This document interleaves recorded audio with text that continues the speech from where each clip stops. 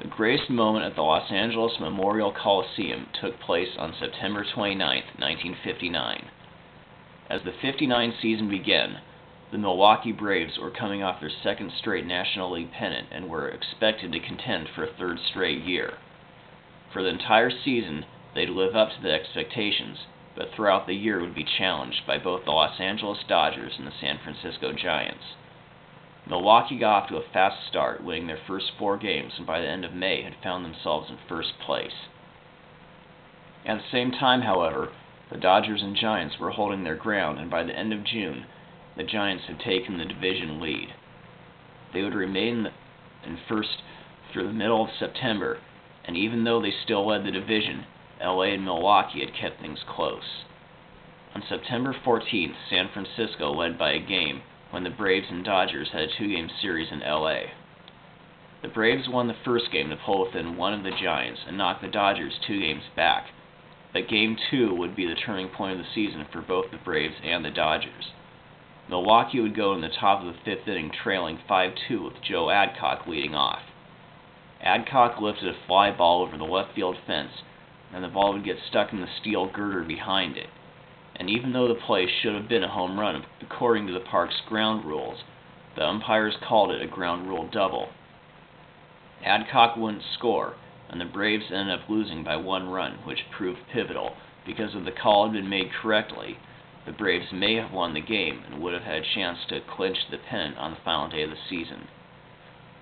Instead, both LA and Milwaukee ended the season tied for first place, forcing a best-of-3 playoff.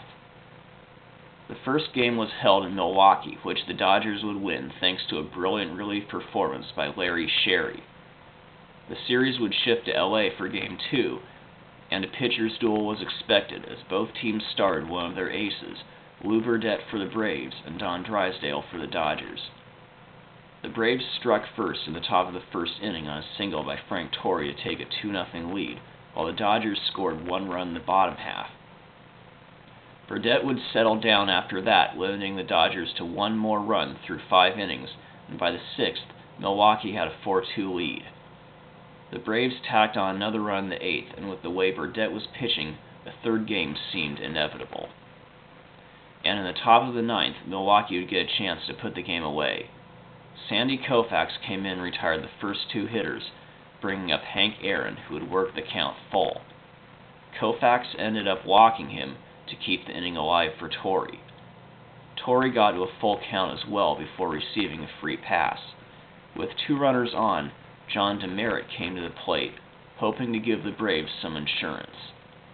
Koufax's control problems continued, and for a 3rd straight hitter, he got to a full count and for a 3rd straight time issued a walk to load the bases for Mickey Vernon. What looked to be an easy inning was anything but, as the Dodgers' season was perhaps on the line. Koufax got the count to 2 balls and 2 strikes, and with the fans hoping for an out, Koufax struck out Vernon looking to retire the side, and the Dodgers would come up in the bottom half with the game in relative reach.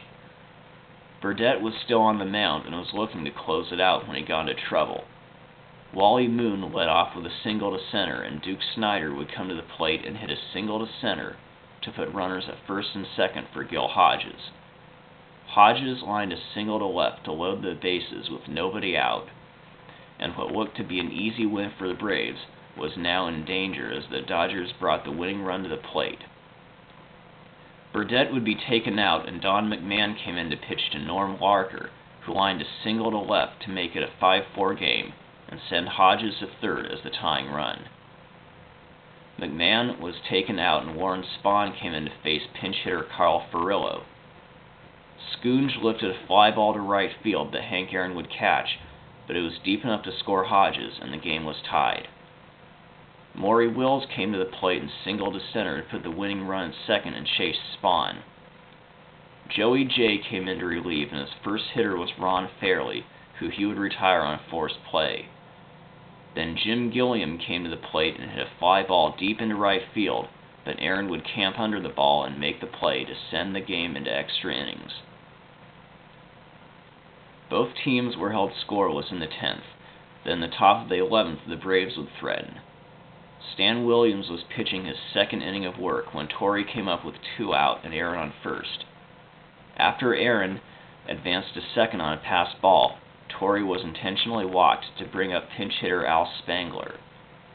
Spangler worked the count full and got on with a walk to load the bases for pinch hitter Joe Adcock, but Williams would get out of trouble by retiring Adcock on a forced play.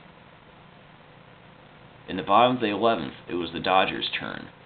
Joey J was pitching his third inning of work when Joe Pignatano led off and was hit by a pitch. Furillo then came to the plate and singled to put runners on first and second with nobody out. After J retired the next 2 hitters, it looked like he was going to get out of the inning when Gilliam came to the plate, but Junior would work out a walk to load the bases. Bob Rush was sent in to pitch, and Charlie Neal came up with a chance to be a hero, but Rush would retire him on a ground ball, and the game went to the 12th. After Williams retired the Braves in order in the top half, Bob Rush came in to pitch another inning in the bottom half. After retiring the first 2 hitters, it appeared that the game was going to head into the 13th, when Hodges came to the plate and walked. Pignatano came up and grounded a single to left to send Hodges to second, and once again, the Dodgers had the run that would send them to the World Series in scoring position, with Furillo coming up. On a 1-2 pitch, Furillo hit a ground ball shortstop Felix Mantilla, who would glove it, but his throw went wild, and Hodges came home with the winning run to give the Dodgers their first National League pennant in Los Angeles. The Dodgers would go on to defeat the Chicago White Sox in the World Series for just the second title in franchise history, and the 1959 season was the beginning of things to come.